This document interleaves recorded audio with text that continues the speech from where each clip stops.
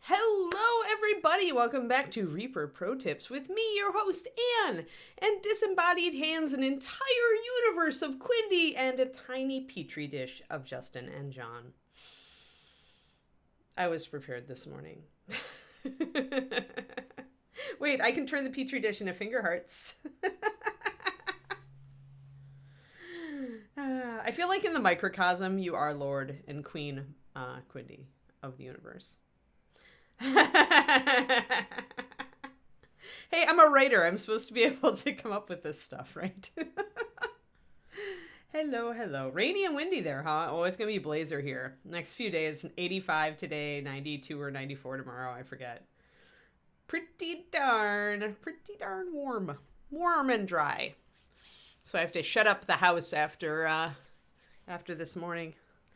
We have good roofing insulation. We have foam roofing insulation. And so if I actually shut up the house before it gets hot, it only gets up to like 75 in here. Even when it's 90 outside. Oh, noes. Yeah, I would be freaking out kind of keeping a surreptitious watch on that wasp outlet. It's obviously a wasp outlet. Or a wasp fixture. Yeah. The universe is trolling you. That's sad. Okay. Now I'm freaking out. That's the sort of thing that would freak me out like all morning. Like I would not be able to stay in the room and I would close the door. But you're at your work, so you have no options. Not good. Wasps are not good. Okay, maybe they're good in the general nature scheme of things. I don't know. But yeah. Alrighty, I want to do this bronze. I want to figure out this bronze stuff. Like all this crazy kind of very primitive looking hammered bronze on his chest. There we go. It's dead now. Oh, good.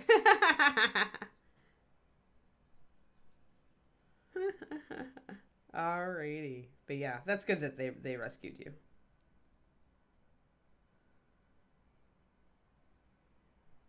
I didn't stop to ask it for ID. Fun. Alright. So bronze is weird. And I kind of want to do bronze. So I'm going to try to do bronze. I'm going to try to do it in a new way because I have some ideas.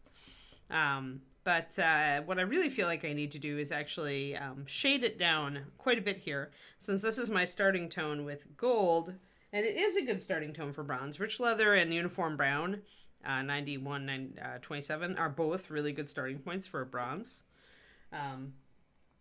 But there are other things you can do. So let's see here. Maybe I want mahogany. Maybe I do. Maybe I want mahogany. So sometimes when bronze tarnishes, it gets a little bit of a warmer tone. You can get away with a little bit of red in it. Because it is a copper alloy.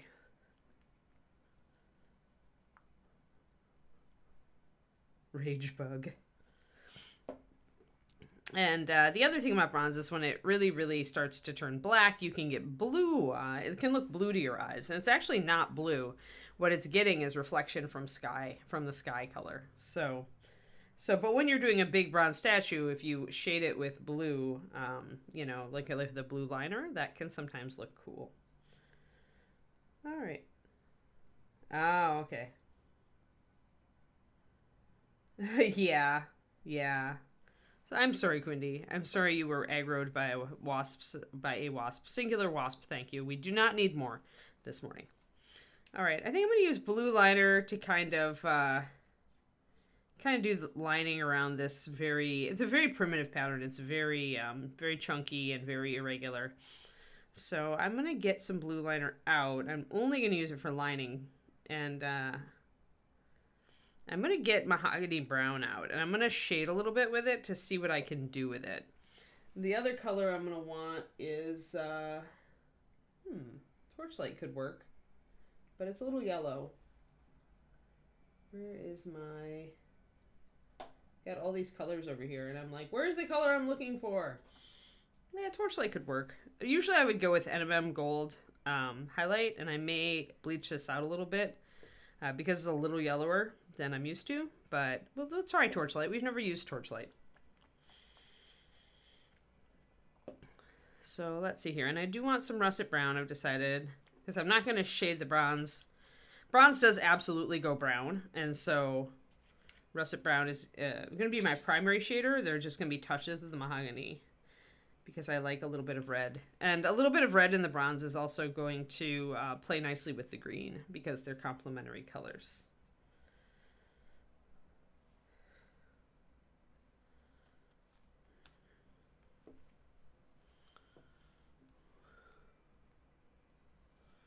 So I'm going to set up my russet brown, thinned 2:1.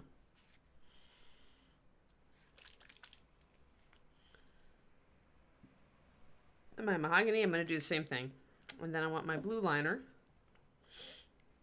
Oh, it's rich leather. It's the same as, you could use rich leather, you can use NMM Gold Shadow, you could use Uniform Brown 9127. They're all very similar colors. They're just a little bit lighter or darker or not quite as yellow.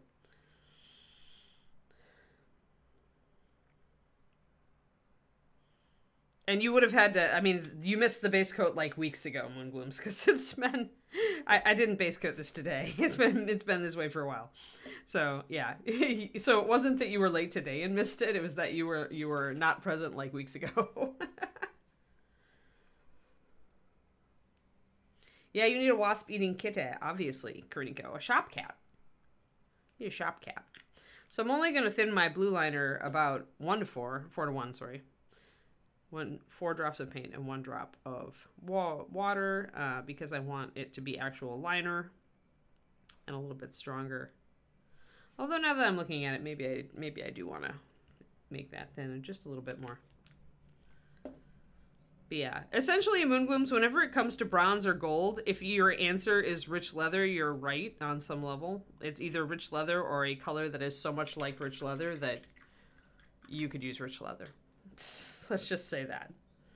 No matter what gold tone metal you are working with, this color is not optional. Are we on that? Are we up on that?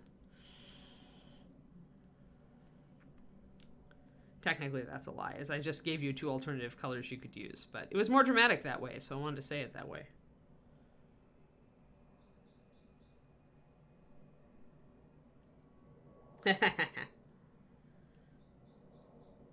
Aww.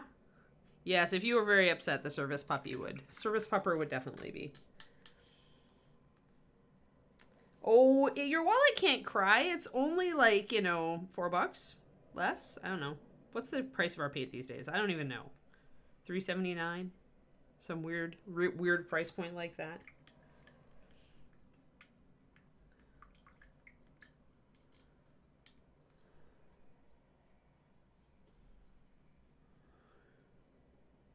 Half Bengal, half Ragdoll, all hero. $3.69.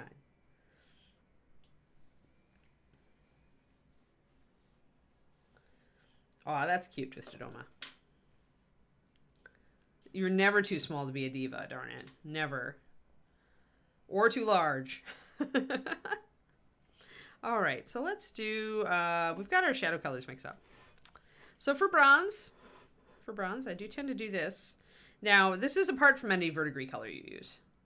But this is one way to do bronze. And if I'm going to do bronze this way, I'm usually not going to do verdigris. So this is more like a fresher bronze, or a bronze that is that hasn't been like out in the weather to like get any green on it. It's like bronze statue bronze, where it goes dark, it goes reddish, and then it goes dark. I don't know. It's a different bronze. It's a bronze I've used before to get interesting skin tones. You can thank Jessica Rich for that, Agent Marvel. It's called Rich Leather after her. She's the one who wanted it. So I made it. And then I was like, how did I live without this color? So I'm going to use old brush and do some lining with the blue liner. So the first thing we want to do is figure out all of these little bits of stuff. And part of this, I think, is actually a little bit of mold line in here. So I can take that off, or a little bit of flashing actually. But yeah, this is roughly symmetrical, but it's not truly symmetrical. So I'm going to put a dark line between this and kind of the braided leather around it.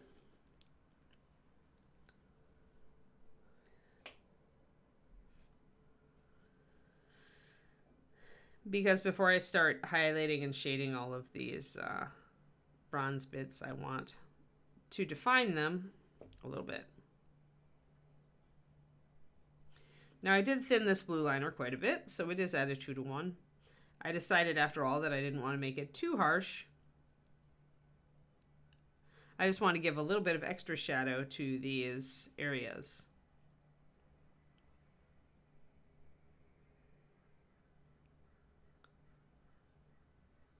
And 2:1 is enough to give, you can see, just a little bit of extra definition.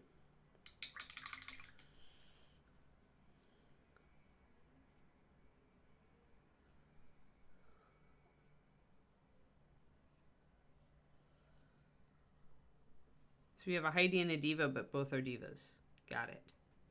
I do need rich leather to touch up that little divot that I took a piece out of, so I'm going to just put a tiny little drop on top of my palette, because I don't need to mix up an entire thing of it. I just need a little bit. You guys are confusing two cats. Two tiny cats who hunt insects. Bug hunters. The not programming kind. Oh dear. All right, hold on. Sneezing coming. I have my window open this morning. There is definitely something in the air. Oof. The environment is attacking me. If I need a Benadryl, I'll go get one. Yes, thank you, Quindy. Thank you. Or as we said it in Wisconsin in my German family, Gesundheit.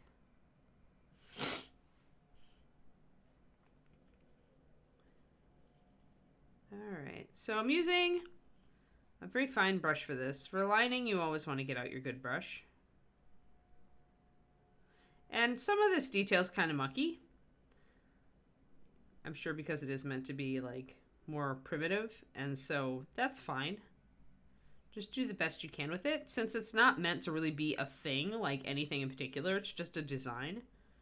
If you come across a mucky part, you can decide to put a line there or not. It's up to you. You won't be wrong. Because in the end, we're just going to be highlighting all these weird, funky shapes. And because they're just weird, funky shapes, it doesn't matter, like, you know, if you're very precise with it.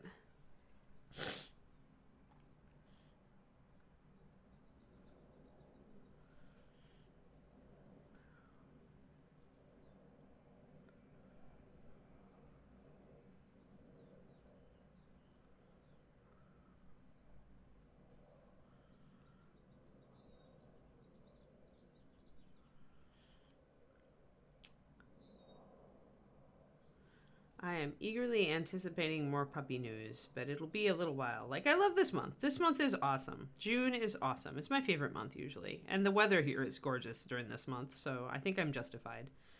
That my birthday is this month, and I still believe in birthdays. I'm never going to not believe in birthdays. And our puppy will be born this month, so my puppy and I can share birthday celebrations, even if we're a week apart. I still say we get to share birthday celebrations. Oh no, Quindy.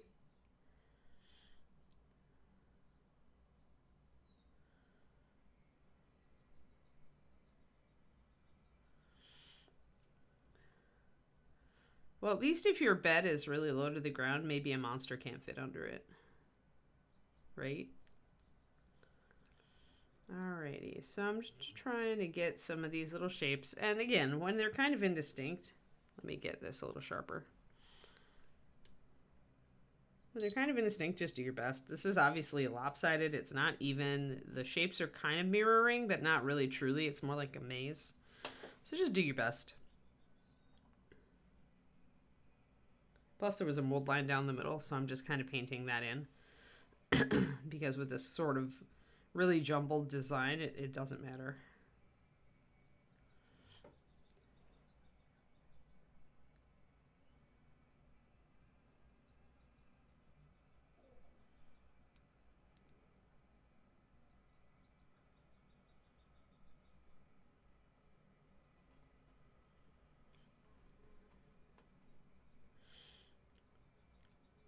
That's exactly why the bed is so low. We have a pretty low bed too, which is going to be a challenge to keep a puppy out of. I don't allow my dogs on the bed because when you have a dog that's as big as our dogs, like you would shortly not have room in the bed for yourself if you actually allowed them on it. That was actually the one thing that I warned Mark and Ruth about before I rehomed Kiri's daughter, Blazy, was that she was a perfect dog, but she was a princess. And totally believed that all the best things in life should be hers, including beds. She always loved going to dog shows because that was the only time that she was allowed on the bed. Because she could, I always got a king, and she could always, she was allowed to sleep on the bed at that time. But of course, they were in the habit of not setting boundaries with beds, and so then I got complaints that Blazy had taken over the bed and that there was no room for Mark anymore. It's like, you didn't tell me the dog was a bed hog. And then he sent me a picture of her sprawled out all over the bed. And Blazy's, she's not the heaviest Shiloh Shepherd, but she's still an 80, 85 pound female, and she was tall. She's easily 28 inches at the shoulder, and yeah, when she sprawls, she's all legs and she takes up a lot of room. So it was kind of funny. But yes, we have pretty strict rules about no dogs on the bed. Or at least I do, so David will also. Oh, yeah. Interesting. I had a cat who hunted a centipede once. Deathbed, the bed that eats people. It seems like an easy solution to that. Don't sleep in the bed.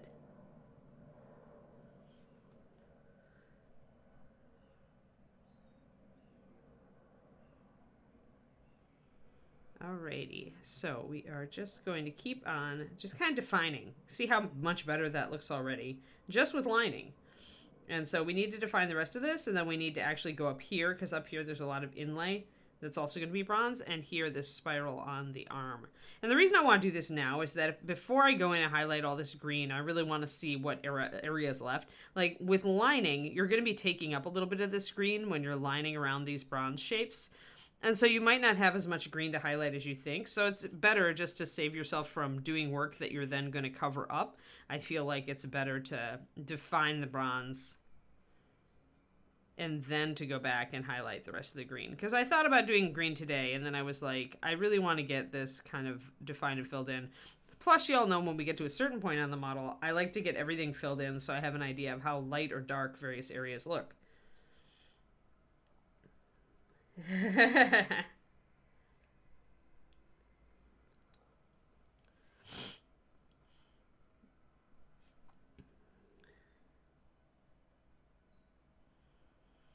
So we'll just do a little bit of lining all around here. And we can be a little messy on this because we haven't painted the blade at all. The blade's actually just just bones black material. It's not actually painted yet. So that's great for us because then we can just be sloppy with our lining if we want.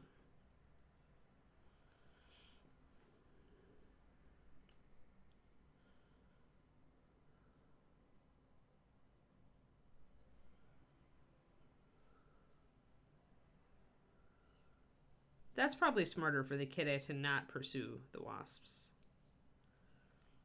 There's a little arrow. There's a little arrow on this part almost. I don't know if it's accidental or not, but it's shouldn't it be this side toward enemy arrow? If you're going to put an arrow on your blade? It's pointing totally the wrong way.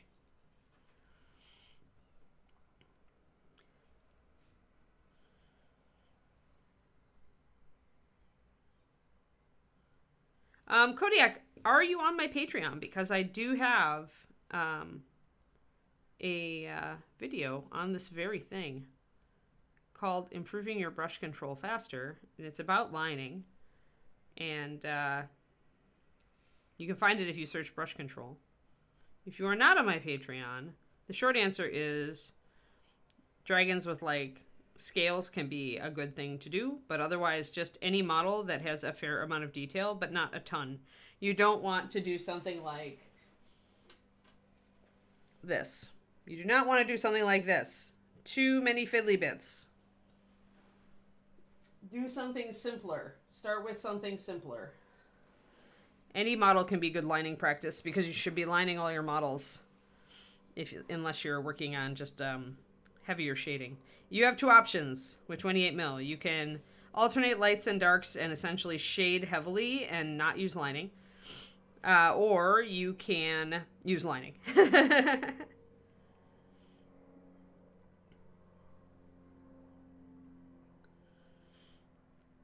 Your cat shouts obscenities while running away. Yes, I believe that is the model I use in that video, is Caphryxis. But doing lots of scales can get very boring, and you really can practice lining anywhere. One second. My nose is like, there is something in the environment. Oh! Ugh. One of those days. I had an itch in the back of my throat, too. Oh, yeah, grasshoppers are creepy, especially the flying ones. Like, I used to catch grasshoppers when I was a kid. Now I'm like, what was I doing? What was I thinking? Creepy grasshoppers.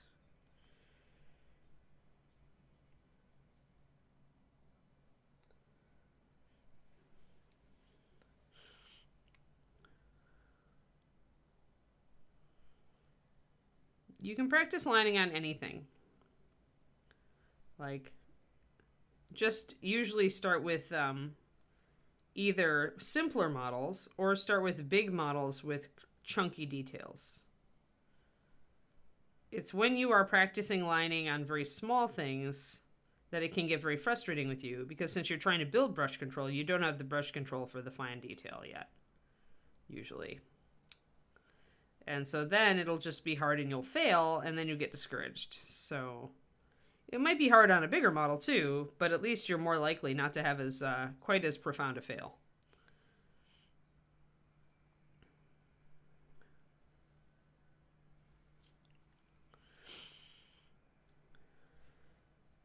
I'm reading a book right now, and it's a book it's geared toward writers, but it's changing my mindset pretty profoundly, because it points out that there's this myth with us humans where we kind of feel like, hey, everything should be easy, right? Like, once we get to this point, this will be easy. Oh, this is fun, so it should be easy.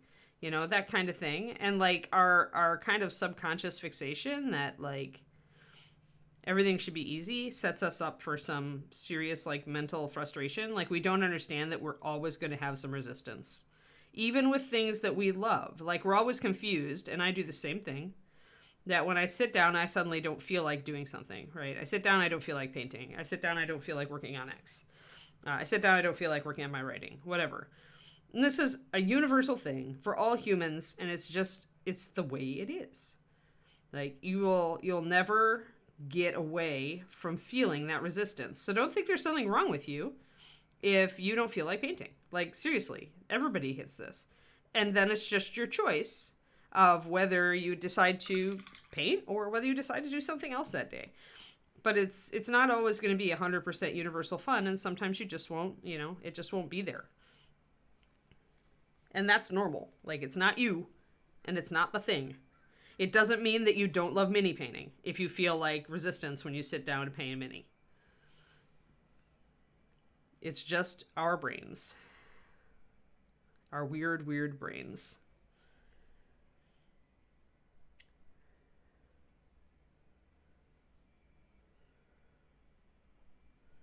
That's an awesome side effect, Kariko. I think a purple turquoise iridescent dragon, like all your black dragons turning into that, is actually a plus, not a minus. There are some scary, scary bugs out here, Kariko. You are correct.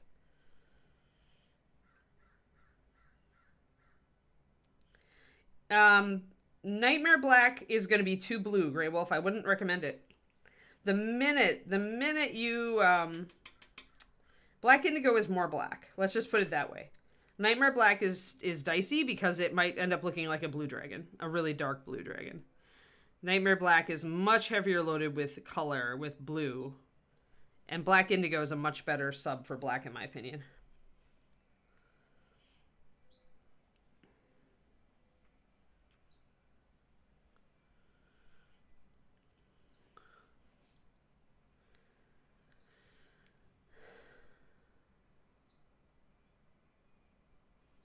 Alrighty. I need to do these guys. Now what I'm probably going to do here is I'm going to actually fill in with the liner, the design, so that I can see it better, and then I'll go over the top.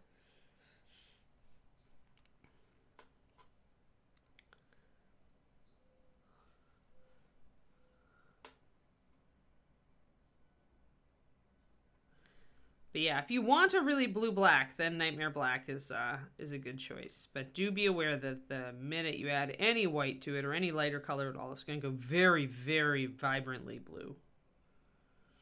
Because the black that's in it is not enough to overpower the huge front load of blue pigment.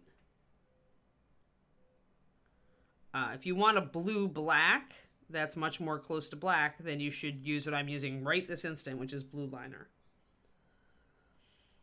Nightshade Purple also works. Black Indigo works great.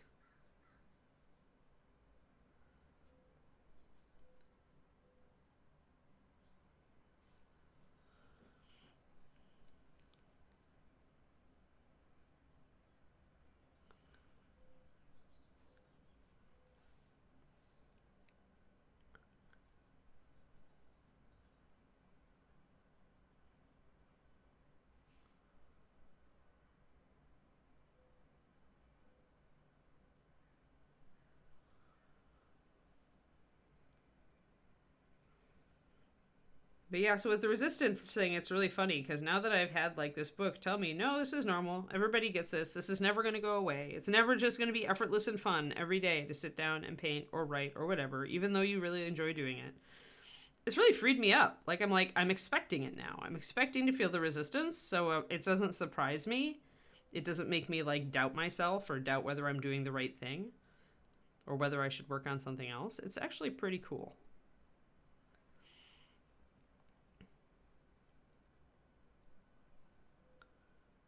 Because before I was like, what is wrong with my brain today?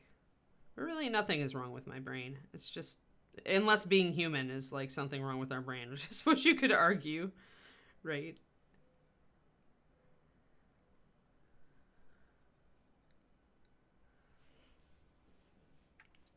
All right, so I'm etching in this in blue liner. It's thinned blue liner, so it's really just giving me a shadow. Oh no. Hey, Omadar, thanks for the Prime resub. 11 months, you're almost to your sub-anniversary. That's awesome. Thank you so much. Death Knight Black is cool. It is a little bit transparent is the only thing. So I don't know if I'd recommend it for a base coat. I think I would use Black Indigo if you need coverage Kurnico, which is available separately, I believe. Because it's Kickstarter color. And we all need everybody to buy Black Indigo anyway, so it stays in print. So start with like, because Black Indigo and Death Knight Black are very, very similar colors. One of them is just built in the liner base, which is great for lining and shading. So when you're using it for shading, use that. But if you want a stronger base coat that's still really close to the same color, then maybe reach for the Black Indigo. If you're base coating with it.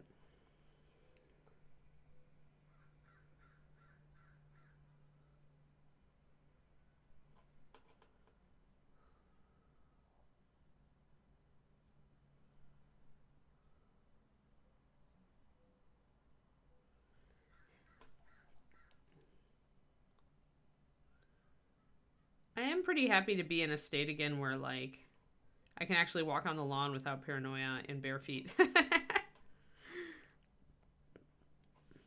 Because a lot of the poisonous things in Texas don't live here.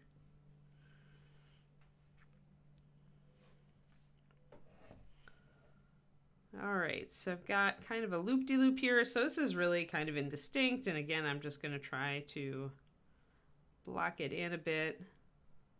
And when I block these guys in, because I want this to also be my liner, I am really kind of going not just on the top of the shape, but down the sides. Because I need to leave that bit of lining around the outside edge.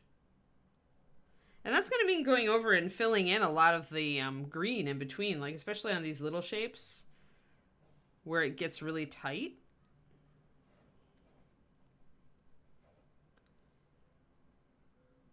You're just going to lose that green. And that's why I decided to do this first. Because otherwise I would have painted that little bit of green, not thinking or realizing that it was going to be completely covered up once I did this bronze and lined around it.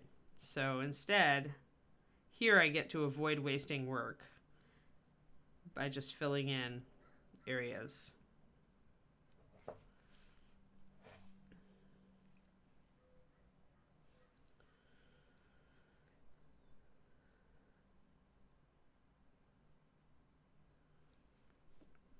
I'm not a fan of spiders. David is.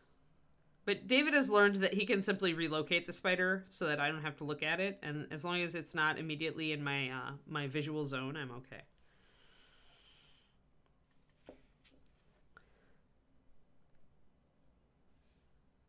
Like the other day, he's like, "Is that an ant?" And because we just bombed out all of our ants and we were going to be sad if it was. And I'm like, "No, that's moving like a spider." And he's like, "Oh, okay." They looked up at me, and he looked down at the spider, and he kind of flicked it around the corner so I couldn't see it. It was actually kind of ridiculous. He's like, "Go hide, spider, or she'll kill you." He's like, "Spiders are good." I'm like, "Yes, but I don't want them living in close proximity to me. So as long as they stay out of my way."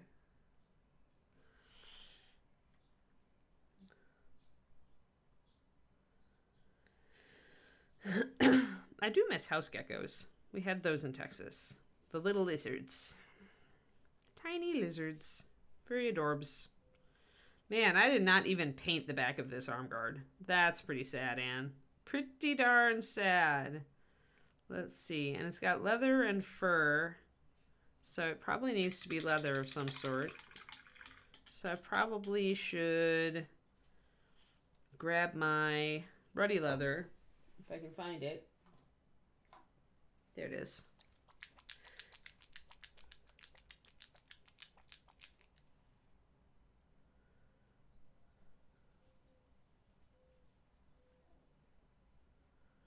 That's really funny that she attacked the GW model spider. She's serious about it, man. That cat's got a vendetta.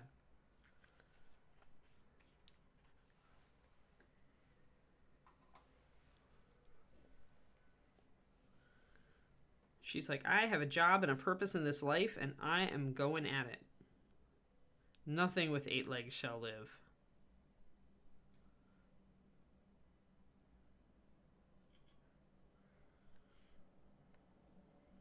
All right, there we go. So now I've got some leather in there at least. Can't believe I totally forgot that. You will totally, hopefully it comforts you guys that this happens, even to the best of us, that we are painting the model and suddenly we're like, well, I didn't paint that part at all. At all. It's primer or it's bones. Yeah, totally a thing for everybody. Don't think you're just terrible if you do it, because all of us do it at some point or another. And I'll take this opportunity to put the red brown around the edges of this, because there's a leather wrap on this one. This guy's armor is very all over the place. Some of its edges are wrapped in leather and some of it's not. So he's definitely more of a primitive piecemeal type of centaur. He prefers not to be matching terribly much. But I'm still making him wear mostly one color, so I'm just going to assume he killed one big crocodile, one giant crocodile, and made armor out of it.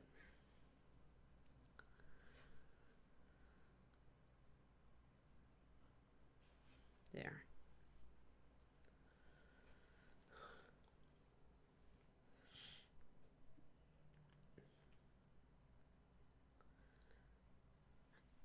Yep, Kodiak, time to join the Reaper Challenge League. When you get that kind of talk from your partner, that's what you do. Join the Reaper Challenge League and paint up a storm, because the Challenge League gives you a good excuse to paint all sorts of things. It can really, if you're the kind of person, if you have the personality who loves to see things done, then it will give you that awesome sense of accomplishment that comes from quickly finishing miniatures. It can also help you with your brush control because you're painting a lot, and your brush control will generally get faster and better as you paint more minis. So I would recommend the Challenge League.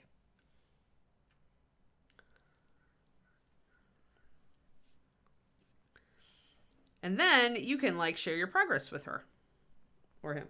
Wait, yes, her. Like, can demonstrate that you are painting your things. All right, I'm going to block this spiral all in. It almost looks like this entire surface, though, should be bronze, in which case maybe I should just put the rich leather over the top of it and then line it. Oh, yes, don't eat the bumblebees, they make honey.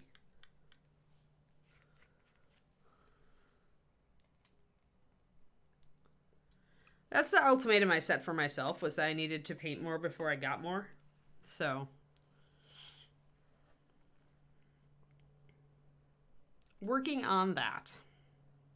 All right, so I'm just going to take rich leather and we're going to write over the top of this green, because it just occurred to me that the green, or that the bronze here pretty much takes up the entire arm guard. And it'll go over the green well enough. They're about the same shade.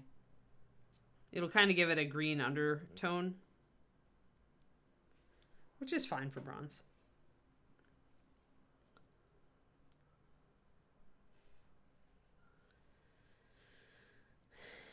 All right, we just need to get that. This is good because these have been bothering me, these areas, because they're just so kind of nothing is going on them. So it's nice to get them kind of taken care of. Get some shading going on.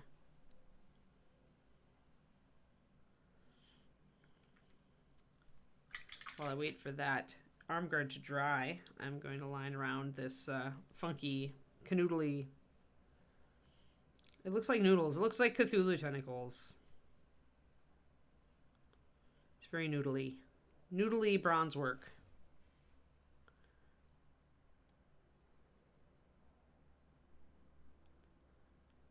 I would say that based on this noodly bronze work, the Centaurs are not great crafters. Of course, I suppose you could have just gotten this stuff from somebody else, but the fact that it's all the same style argues that perhaps this is just the Centaur artwork style, and that they're all like fans of chthonic artists.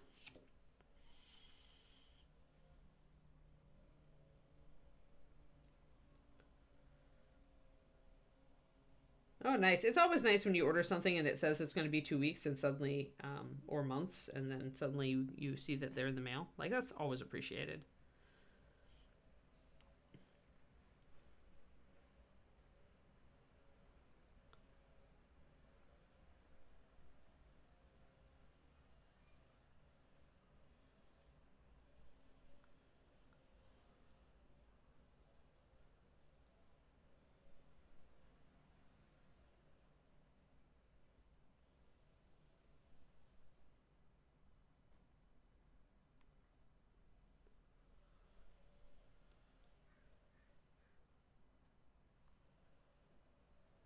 And I'm just going to get these. There's some really tiny details here that are really hard to make out, so just do your best when you're running this kind of thing. This is my least favorite part of the model, the fact that all these shapes are just really kind of random. And so, yeah, for sure, I was going to ask about that. Kerniko, since they're in Ukraine, or were based in Ukraine. One presumes they might be outside of Ukraine by now. One hopes that most business people fled.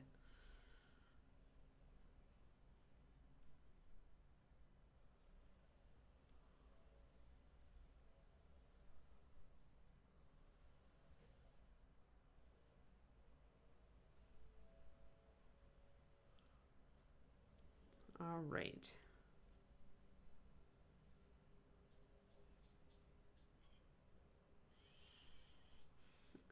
So kind of do the best you can do.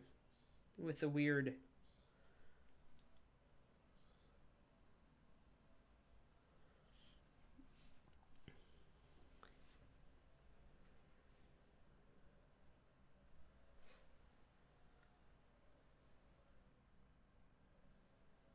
Well, I guess, but I don't know. As far as mailing things, I would think that it would be difficult. I mean, I don't know, maybe not.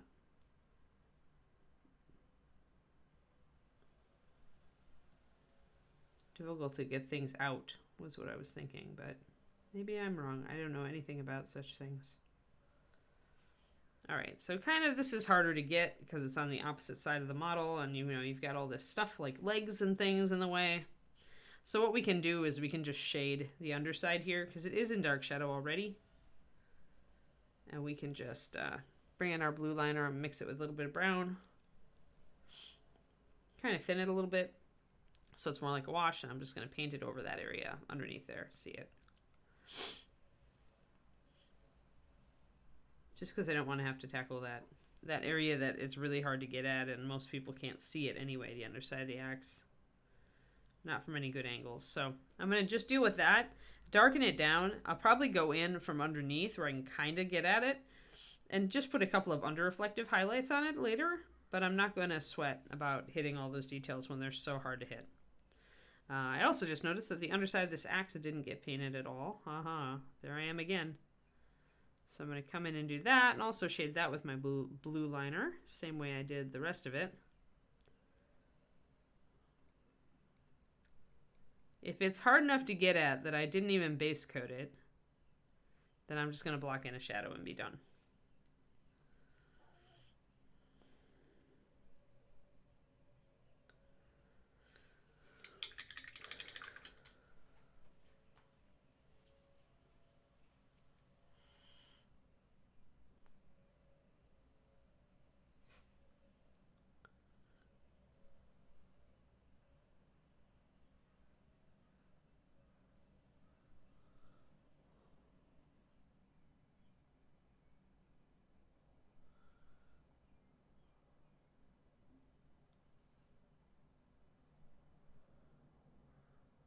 There we are. Now we're much crisper. Now we need to just put another coat on that arm guard and do that, and then we'll get to the highlights. Actually, we'll get to red shading, and then we'll do the rest. It's Thursday already. The weekend is coming. Yay. We were gonna maybe go out of town this weekend, but then it turned out to be freaking expensive. So we decided to stay home. Stay home and have a more or less relaxing weekend.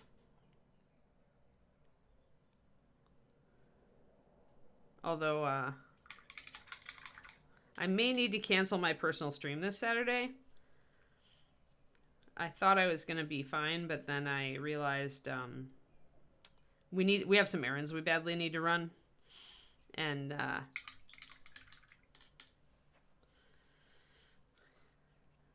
sadly, I have a nonprofit board meeting that morning, so I can't run them in the morning. So I may cancel the stream in order to get those out of the way.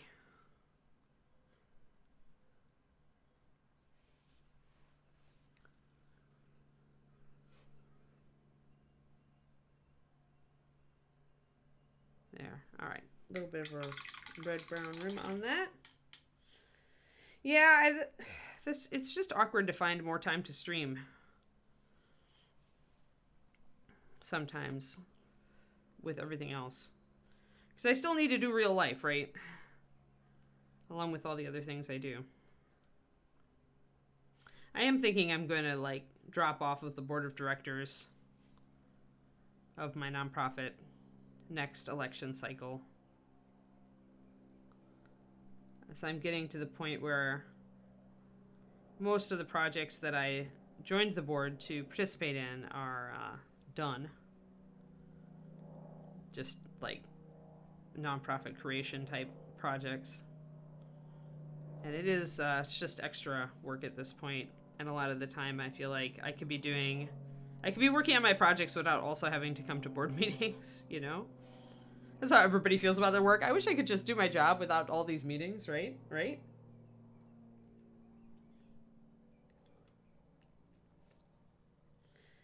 Yeah, it's mostly just yard stuff. We need to go to the Lowe's. We want to get some yard furniture. We need another hose because our current hose isn't long enough to hit all the things we need it to hit. And, just random like house upkeep type things, house getting ready for summer type things. And there just hasn't been a good time otherwise. Like, it's the kind of thing you normally do get done on the weekend, and I feel like my weekends are getting gobbled up. And I don't want to stop Twitch because it is extra cash, right? And like, I am a freelance artist. I can absolutely use the extra cash. No joke. But yeah, this week I think we're going to have to postpone. All right, so just lining around that, getting that in the same state that all the other bronze is, so that I can then go over everything at once with the steps that I've got coming up. So let me just double check. Oh, it's the butt of this little guy needs it too.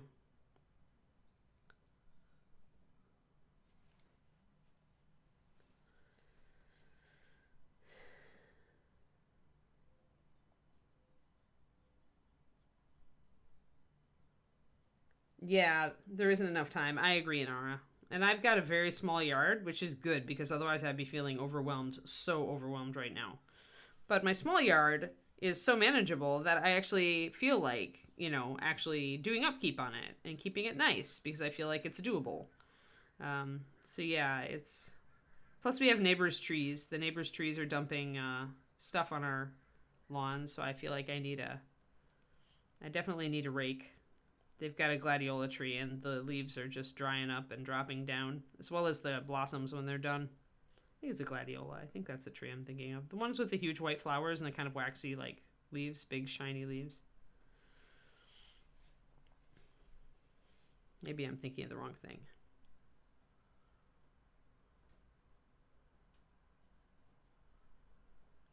They actually would like to get our backyard in a good state, right? Because the pupper is coming. And once we have the pupper, I'm going to be hanging out back there a lot more. Oh, yeah. I bet. That would be a lot of cleanup. Yeah, I just want to get mine in a good place for the pupster to come. And I want to get at least a couple, like a little umbrella and like a couple of chairs for the back patio so that I can hang out there with the pupster. Right now, our backyard is very, very elemental. It's not really hangoutable right now. And of course, that takes time. We've gone shopping to a couple of like lawn furniture places, and I've just been like, meh. Either too expensive, overpriced, or just not the style that we want.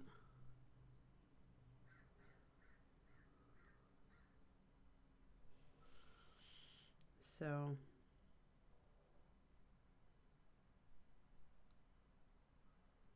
There, a little bit of wraps, and now we're good. I think we're good. Everything, got all the spear, got both sides, got the breastplate, got that. Need to put my base coat on up on the chest.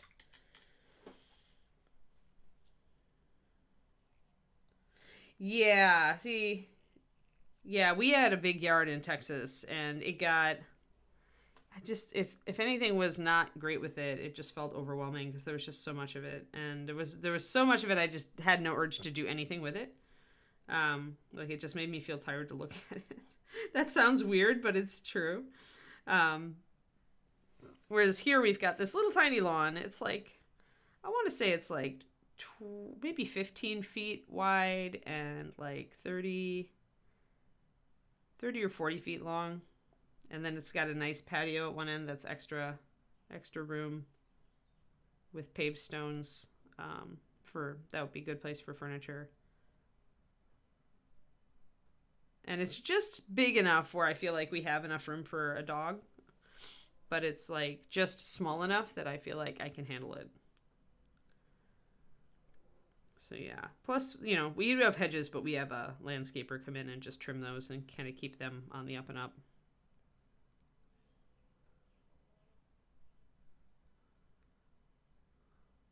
So it's kind of my job to take care of the trees.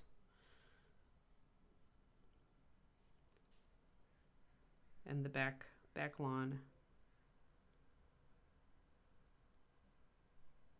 But yeah, I would like to get some new stuff to hang out on back there.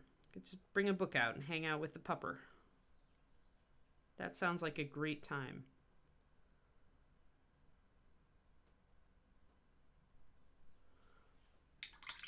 There we go.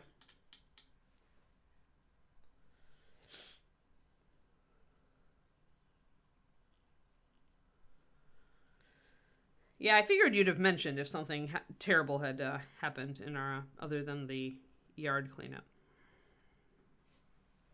But yeah, scary stuff. Very scary stuff. There we go. Sometimes you have to touch up your lining a little bit, but in general, going over that area with all of that blue liner beforehand has pretty much pre-lined everything. I just put the bronze over the top and we're good. We're good to go. All right, and now we have all of our bronze has been nicely outlined. Oh, except I forgot to put bronze on top of this. So we need to do that.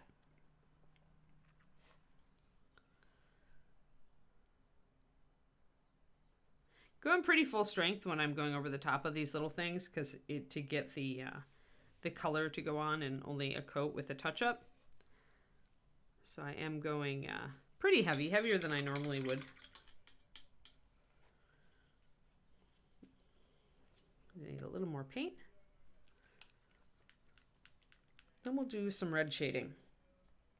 And I also need to look at my overall shapes because there's some real wonky ones to do in NMM on this. If I really would have wanted, like, if there hadn't been all of this filigree work, I would totally have done this in metallics. And I probably could have done it even so. Because it's going to be kind of a pain to NMM these surfaces. There's a lot of them are very fiddly.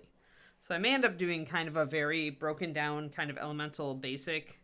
Not really like true, but feels okay kind of NMM.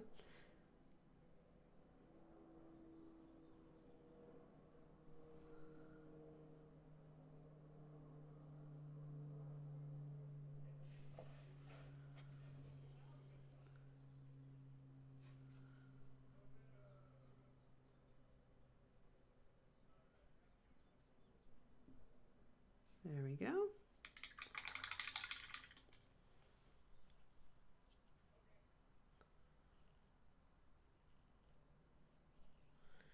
Buc-ee's is already too big. Why must they make a Buc-ee's city? Sounds like that's a Buc-ee's like small town.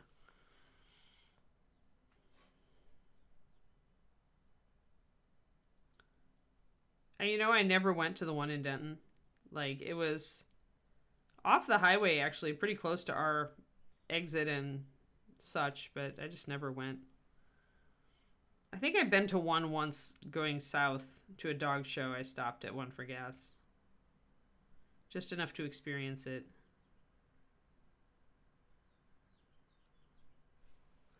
There we go.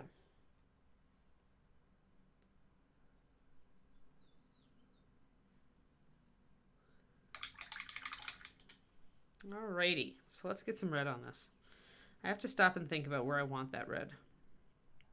If I want to use it as a shadow.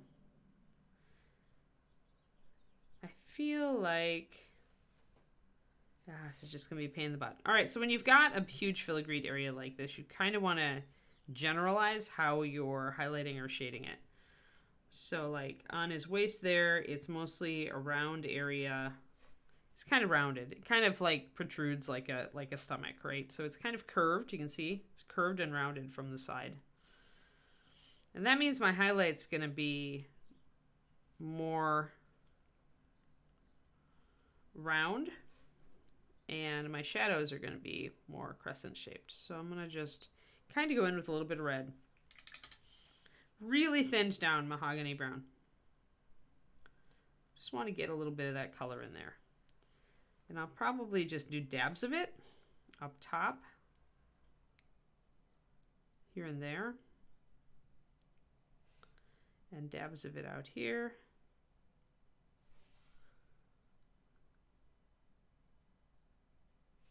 And some of this I'm going to cover up.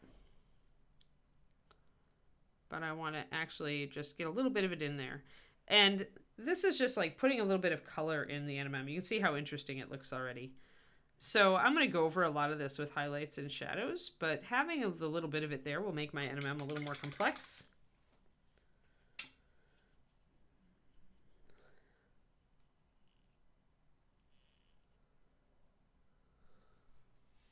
But people in Texas love it, Shadow Raven.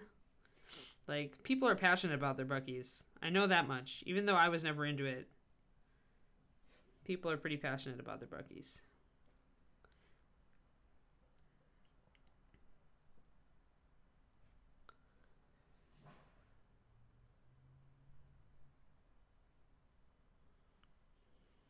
And it's kind of an ultimate travel stop, right?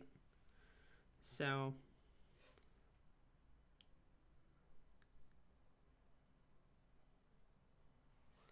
all right, a little bit of red. Make sure I've got my red up here.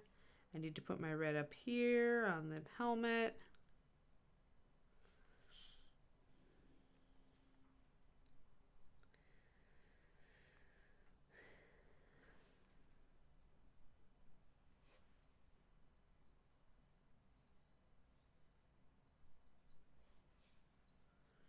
Yeah, when I was a little kid, I was scared of tornadoes because I grew up in the Midwest. But I actually got closer to more tornadoes in Texas than I ever got close to in Wisconsin. With the exception of the one year in college where like 8 tornadoes all touched down or were threatening to touch down outside of the city. And we all had to go down into bunkers.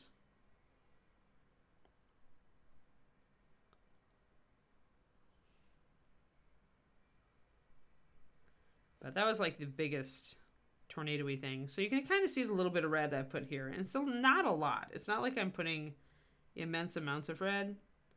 I'm just putting a little bit of color. Just to make this read a little differently than my standard gold. Would be one reason to do something like this.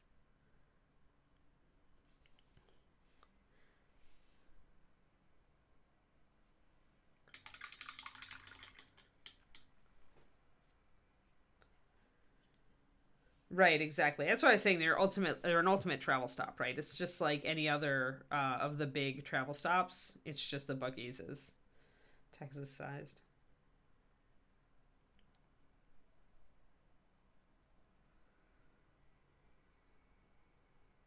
Yeah, exactly, Cornico. Yeah, that's what it is. Yes.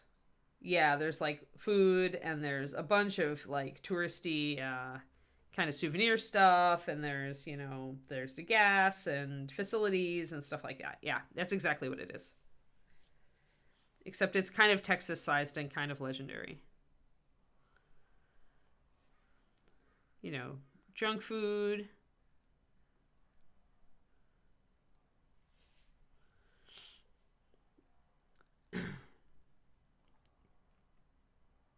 Although I don't eat junk food on the road anymore if I can help it. I try.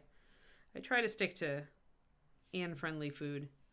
All right, so now we just need to do red down the spear here, because we've gotten it most other places. To get a little bit on the back of this spear. And again, I'm just doing this to just give us a little bit of another more dimension. Oh my gosh. Oh, you're in Joplin. I know. I used to love, there was, I don't know if it still is, there was a super great used books and records store in Joplin. I used to stop because I would always, I go right past there on my way out of Texas to Wisconsin. And I would always stop in Joplin for gas and like a break. And if I had time, I would visit that store. And I don't remember what it was called, but it was super awesome.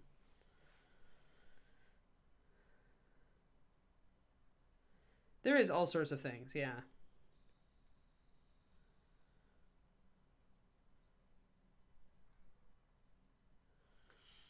But yeah, I like Joplin. It's a nice little town. But yeah, you guys are right in Tornado Alley. Like that would be scary. Like there were areas in like Oklahoma and Missouri that I really loved. driving through. They were just really, really pretty. But I know I always hear about tornado activity in that area.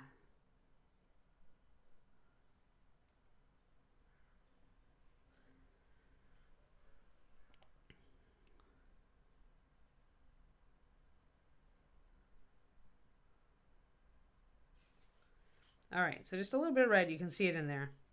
And again, only bits of this will remain when I'm finished because this isn't really shadow. But I am putting, you'll notice I am putting it kind of in line with where my darkest shadow is going to go. So we will get a little bit of that red reflection.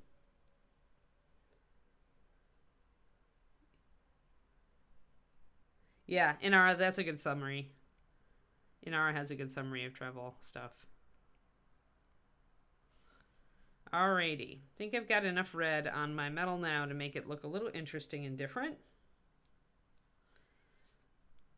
So now I'll start, I think I'm going to work with highlights before I put another shadow on. I think I want to kind of like get that set up. So I'm going to grab my torchlight. That's the color I'm going to use. I was going to use NMM Gold Highlight. That's one I normally do use. This is a little more yellow than I would typically choose for bronze. You usually don't get that rich of a yellow.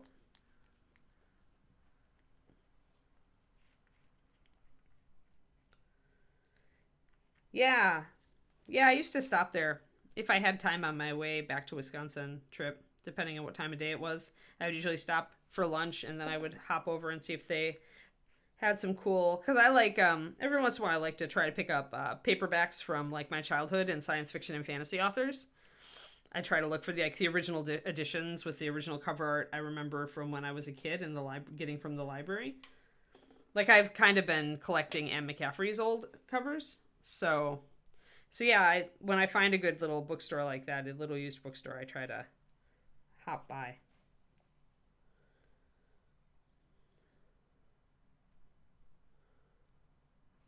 Yeah, road trips and long distance travel are definitely a thing, although not so much now with the gas prices being pretty insane.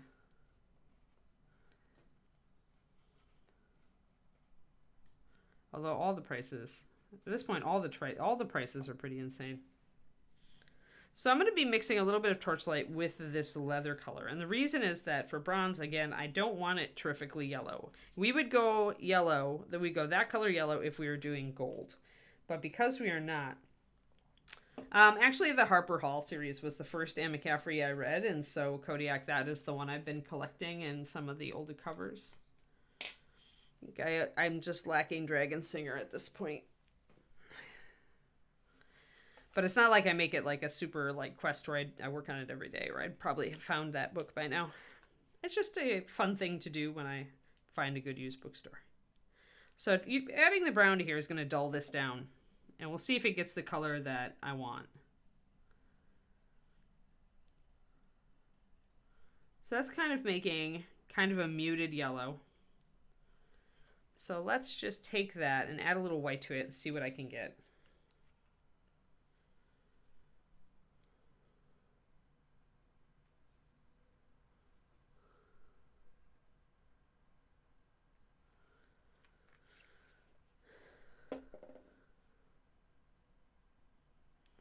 That's a little bit more like it.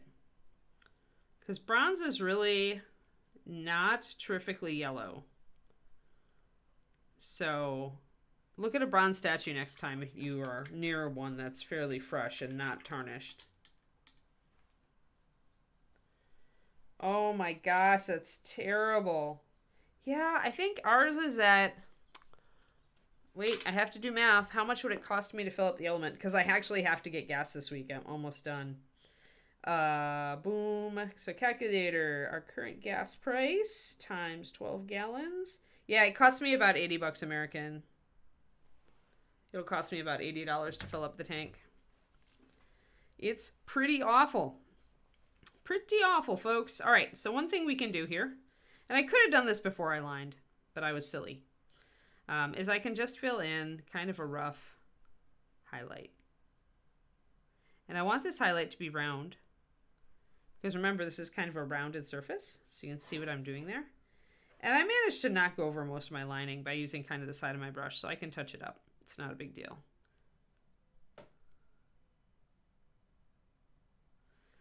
And then what I'm going to do is take a little bit stronger bit of that, and I'm going to, maybe I want a little more yellow.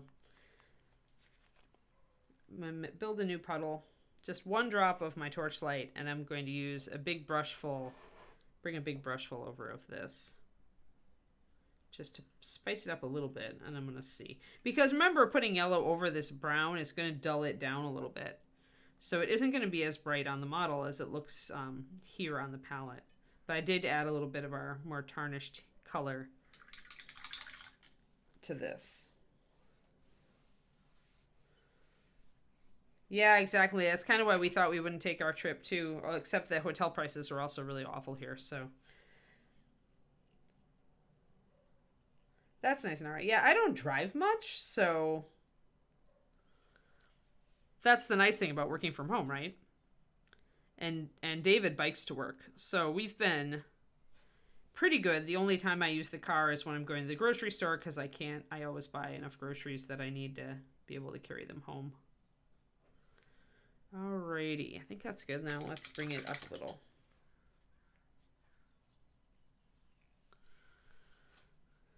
So just like doing texture on hair, I want to start by kind of getting the rough area blocked in and then start paying attention to the details.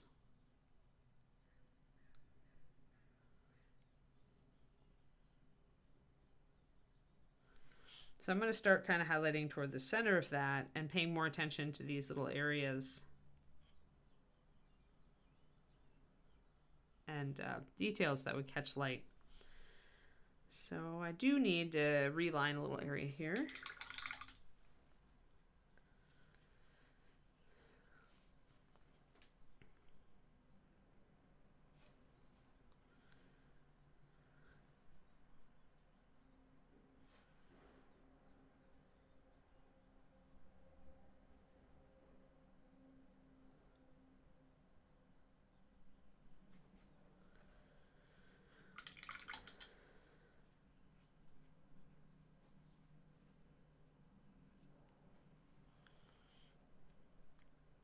So let's kind of focus toward the center of this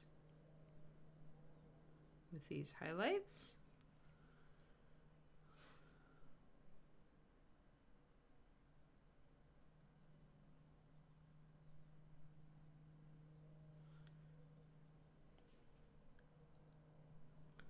Now we're losing a little bit of our kind of transition area here.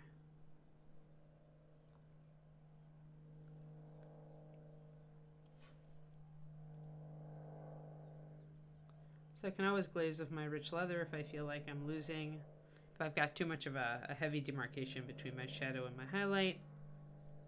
Can glaze over the top of this. Do need some drama, but I don't, it's kind of a fine line here. I do need some under reflection too, so maybe I'll bring in that color. That'd be down here.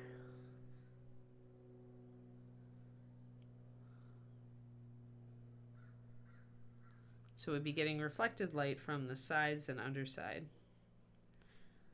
which will help me to minimize a little bit of the red that I put in, but still keep a little.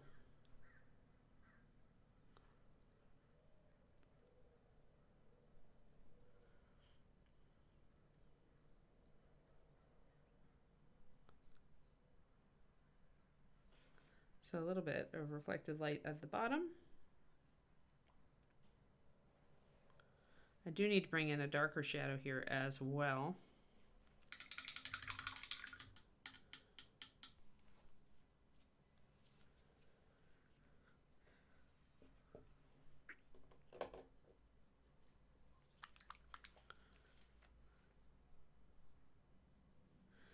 Yeah, luckily I'm happy with staycation. I really just like hanging out at home.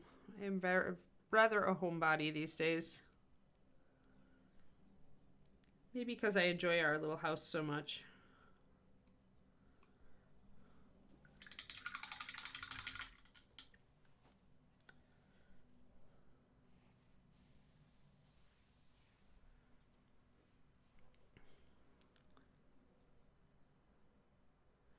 So I'm going to grab a little bit of brown here.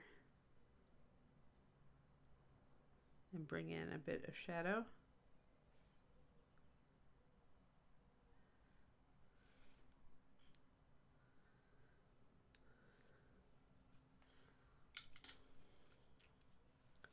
And one thing I may want to do is take a bit of the rich leather and kind of glaze it over this whole area to lighten up the shadows, because when you line, you are putting in a very, very dark shadow to bring things out. But relatively speaking, if we're highlighting and shading this as an area, then these shadows up here should be lighter than the shadows down there.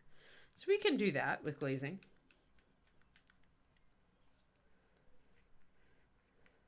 Nice, Inara. I don't know if I'm ready to drive to ReaperCon.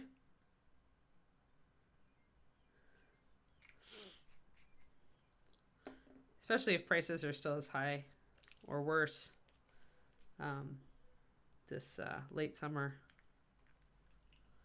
Just going to mix up a little bit of rich leather plus water, about a 1-to-1. Just want to have it as a glazing tool to even out things.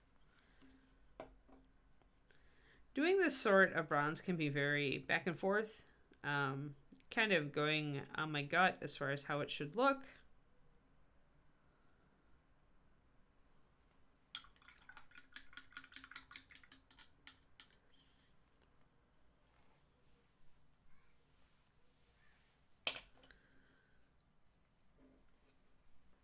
All right, so I'm going to glaze a little bit of this rich leather over some of these lining bits,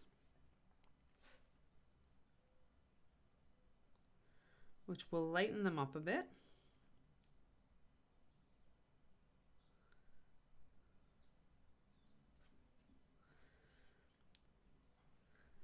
And I'll take a little bit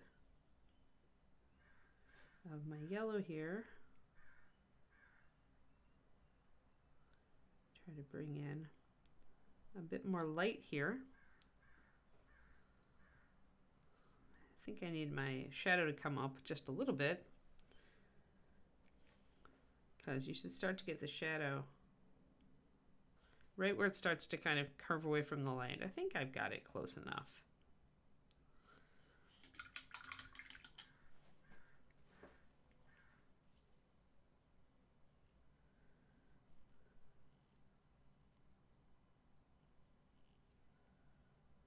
It's the most American thing you've ever seen, Griniko. Yes, isn't it? This is why many Americans are like, yuck. Like, the problem is, right, Griniko, the reason you say that is that it's the most stereotypical American thing you've ever seen, right? And that's the bad thing about it, is that it's stereotypically American, and the American stereotype is not very flattering. Oh.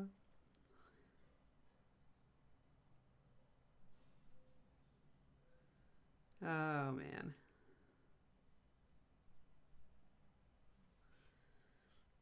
Alrighty.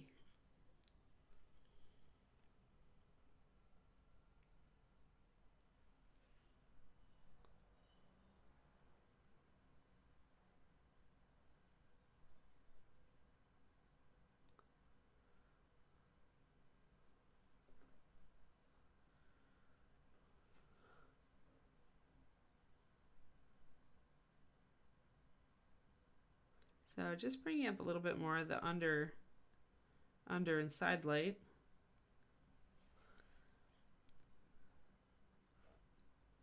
So it's a slow process.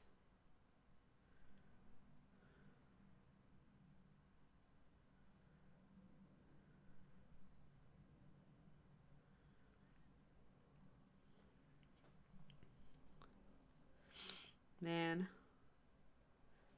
There are often times I am somewhat embarrassed about my country.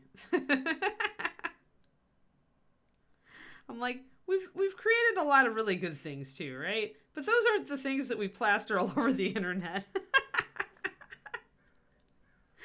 Oh, Lordy.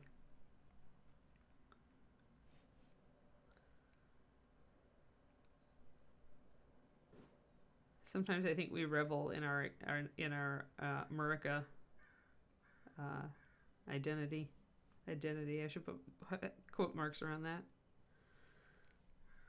There. So now bringing up a little bit of the light on the underside. Yeah, Buc-ee's looks like everything that American media has told you to expect. Yes, it really is iconic. It is iconic. That's the reason it's an icon in Texas. And even outside of it, Kernigo is so very, very America.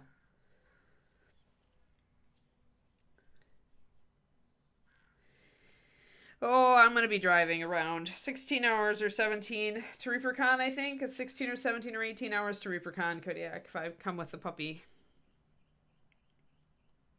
It is a very long road trip. It's going to be an even longer one bringing the puppy home from North Dakota, though. Although at least there we've got the advantage of driving through some beautiful country. But that's not going to be cheap either.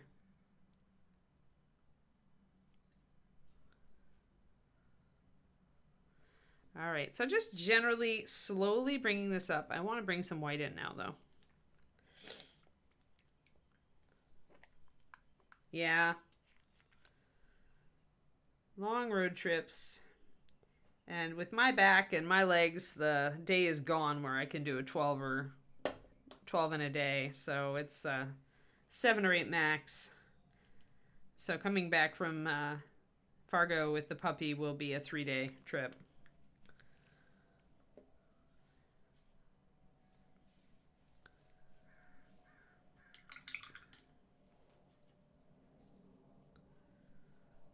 I am a fan. I know Santa Fe very well, Crows and Bones, because I go there to drop off models for my client, my commission client, my single remaining commission client. So I've been to Santa Fe many, many times. But I like Maria's if I'm just going for tons of tasty food. But I really like, what's the one? Actually, it's not even a Santa Fe Mexican place that I really, really love. It's Jumbo's. It's the African slash Islander kind of place that's over by the Home Depot, I think. Jumbo's is amazing. I hope it lived. Hello, Babel.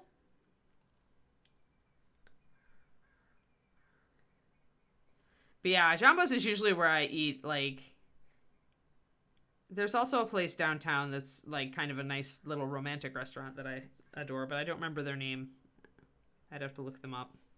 But I used to stay in the Hilton Historic Hotel down there, right off of the square and the shopping when I would visit, because I had a lot of Hilton points to use. So now we're bringing in that white. Now we can see the light. See, I do know Santa Fe Crows. Yeah, Jumbo's is where it's at, man. Love that restaurant. I reconstructed their cinnamon lamb curry stew, because I had it there and it blew my mind so thoroughly that I had to come home and try to like cobble together something that tasted like that. And I managed to copycat it. And I've tested that because I've had it, and then I've gone to Santa Fe and had it at Jumbo's, and it's very close. So, yeah, that's a restaurant that I keep going back to. Love it, love it, love it, love it. So worth it.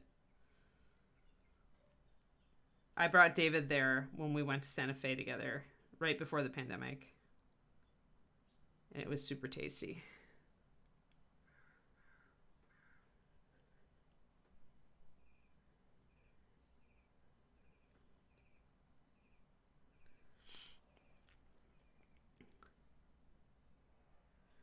Yeah, so what was the place you said?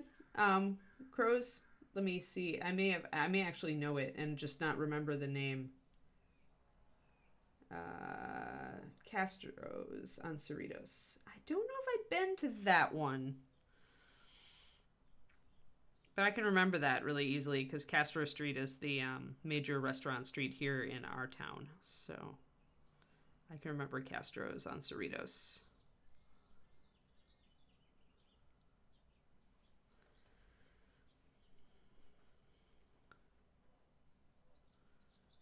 But yeah, so many good restaurants in Santa Fe. Love the food. Love, love, love. Food and art. Like, I love food and I love art, and Santa Fe is full of both. So and beautiful. I had not gone up to Taos before, but I actually went up there with David when we went, and finally made it up to Taos, and really enjoyed that as well. It was a beautiful drive. Yeah, Pascal's. I've been to Pascal's. We have friends, artist friends. I have artist friends who are also Shiloh Shepherd dog friends. It's two of my worlds crossing there, who live just outside of Santa Fe. And they do the artist market downtown on Saturdays. So when I go, I usually try to go on a weekend so I can go down to the farmer's market and the art market. Santa Fe farmer's market also wonderful. I always get some handmade soaps and some spice mixes. Fresh dried and ground peppers. Mm-hmm. Seriously, if any of you are going near Santa Fe, you should go.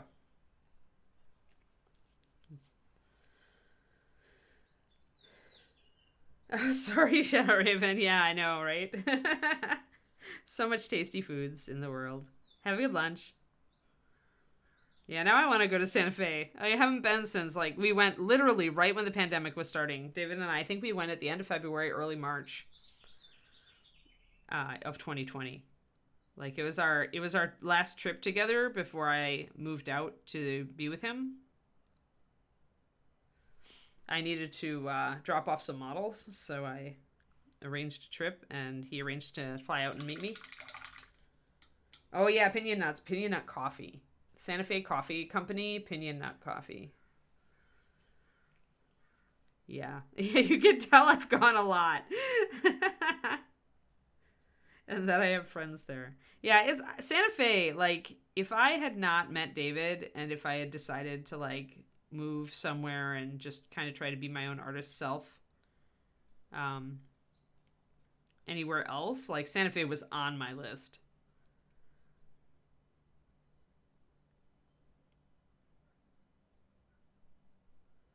But I'm very happy where I ended up. And now I can still visit Santa Fe and enjoy it as a visitor. So my bronze is shaping up here, guys. It's getting there. Level 2 of Scottishness. There's levels of Scottishness, huh? That's funny. Oh, it's your hometown. Yeah, I would miss it too if I'd grown up there. Plus, it's just there's something about the smell of the high desert. Just the smell of the air there. I just love it. It was really nice to be only 9 hours from it when I was in Texas. That was just a day trip. And if I left early enough in the morning, I'd be there by supper time and I could reward myself with a tasty dinner. Yeah, all about that. So a little bit of highlight reflections. Now I probably need to standardize these down here because my lining is making these show up as just little patches of bits. And I want them to be a little more integrated. I think this part, the shiny part, is really reading well at this point. But yeah, Santa Fe is one of those cities in America that I feel like everybody should try to visit at least once. It's just really unique, and it's a very fun city to visit as a tourist. It's got beautiful hiking around it and north of it. It's got amazing skiing in the winter because Taos. It's just generally, it's got great restaurants and fun things to do, and it's a creator's mecca and an art mecca if you're into that.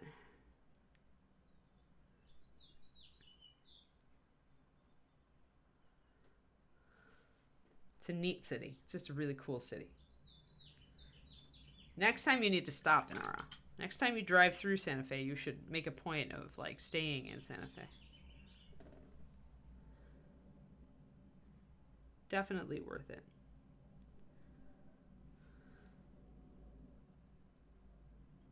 So I'm taking my rich leather and a little bit of my first highlight color, and I'm doing a little bit of glazing out here to kind of unite this area a little bit. I still want to keep a little bit of the vestiges of my lining, but I want it to be a little less apparent, so it's more of a unified surface like that. That's better. So now we've got our highlights. We've got kind of that going on. I like that. I like the look. I'm going to maybe extend my highlights a little bit to the right.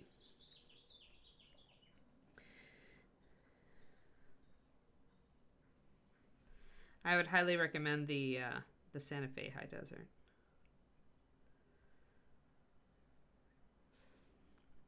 It's just freaking lovely out there.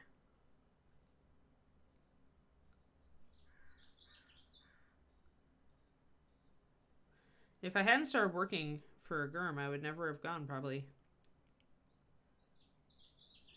Don't know if I would ever have ended up going there. There we go. Sweet. Now I'm liking that. So that's an unusual, now the reddish tones in the shadows, and I have gone in with some brown in the shadows as well, but the reddish tones in the shadows are giving us a very different kind of feel to it.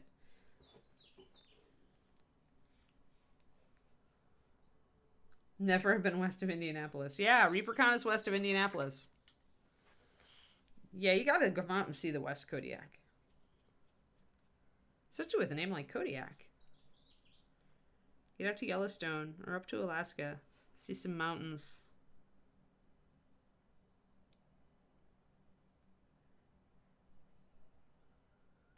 West US is my favorite. Like, it's, I mean, I ended up on the West Coast, go figure, right? But I mean, even Texas in the Southwest, mid-Southwest. And I've always loved Arizona and Colorado, New Mexico. Just lovely states. I'd like to visit Utah because I actually haven't. It's one of the western states I haven't been to yet. David goes skiing there. There we go. So that's looking, I like this. This is good. So this is a good proof of concept where I've just like blocked everything in to see if the colors work, to see if I like the effect. And I like the effect. And it's reading pretty well. So I may have to doctor it a little bit from the side to make it read correctly.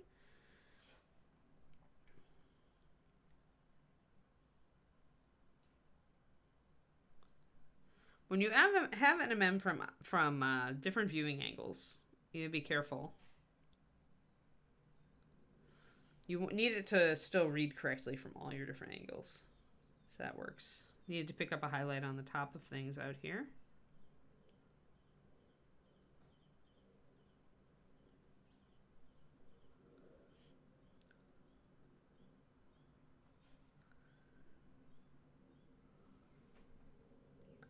A little bit of that highlight on that top edge to pick up the light.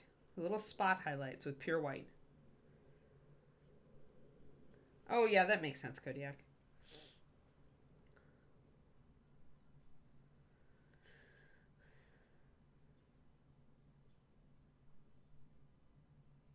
Oh, time check. Yeah, you're right.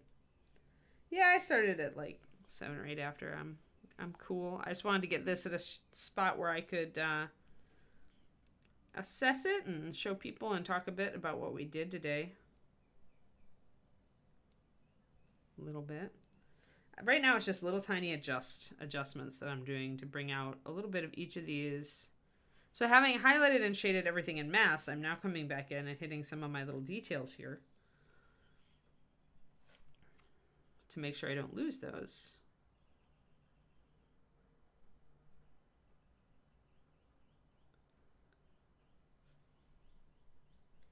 Now it's really starting to look cool.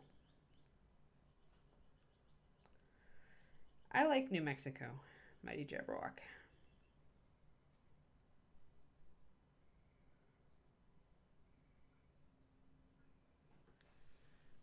And Albuquerque's not far from Santa Fe anyway. You're only about less than an hour. We always fly into Albuquerque and drive to Santa Fe.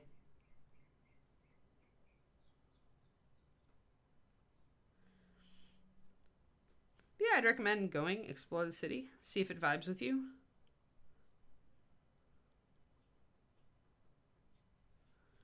The one thing I will say about Santa Fe is that it is a little bit like the demographic is and this is changing actually, but the demographic does tend to trend a little bit older, which may be a plus or a minus depending on what you're looking for. It is not Manhattan. It is not as hoppin' as a big city.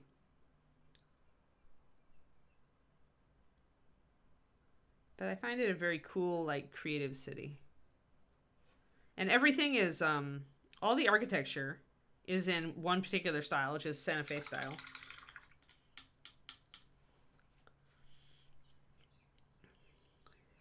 All of it, even the McDonald's. So it's a very unique looking city because all the buildings are done in one style. Everything. Oh no, due to regional concerns. Yeah, Albuquerque's more affordable. Oh, you can live outside of Santa Fe, like a little bit more deserty. That's what my artist friends do. Yeah, David's he's a city person, but I'm not. So okay, what we did today, guys, like we set up all of our bronze, and we did as a kind of a test of our colors and concept, we did the central panel here just to see if I like it. I do like it, so I think I am going to go with it. I may end up minimizing the red a little bit more here, but I'll judge that as I move forward and complete other aspects of the model. But yeah, I really like it quite a bit. So that should look good too on the big areas. My concern is like, how will this translate on the small areas? But it may be just fine, and we'll just have to test that in future streams. But yeah, so we'll just call it that. But let's back out and look at all the colors that I was using today. Lots of colors, lots of warm colors. Warm browns and golden browns, and a bit of yellow and a bit of red.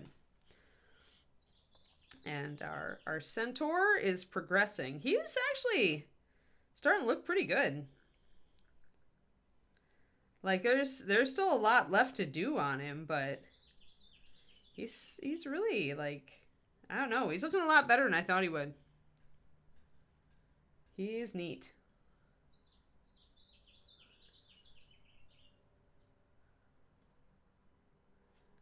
Yeah, we'll see. I guess I could give this one to Ron at the end. Maybe he'll end up in the Reaper Gallery. It's probably the best paint job anybody's going to do on him, right? Yeah. I'm really glad I did the horse markings, though. It helps spice up the horse bits and make them really... it elevates them to the same level as other parts of the model. Yeah. So, very happy with this thus far. And yeah, I think the bronze, putting the red in the bronze is a nice touch. It harkens back to the horse colors. So yeah, I think I like this. Well, cool, guys. So tomorrow, for Friday, we're working on our fresh new Mini. Last time we tried to work on this model, we ended up talking about all sorts of like theory stuff and wacky other factors. But we're going to work on Damrus Deverell Wizard from Bones USA. And we're doing a dark skin tone, as you can see, very, very dark skin tone. So that will be my first challenge. It will be to work on highlights on the skin and the hair. So yes, and don't forget that 2 p.m. Josh is coming out for Crafty Creative. And just to reiterate to those who just came in, I may not be running my stream on Saturday. I may have to do some house errands. All right? Love to everybody. I hope you have a good day wherever you are, and I hope you're enjoying the onset of summer, even if, like Twisted Oma, summer is trying to kill you. Alrighty, have a good day, everybody. Bye-bye.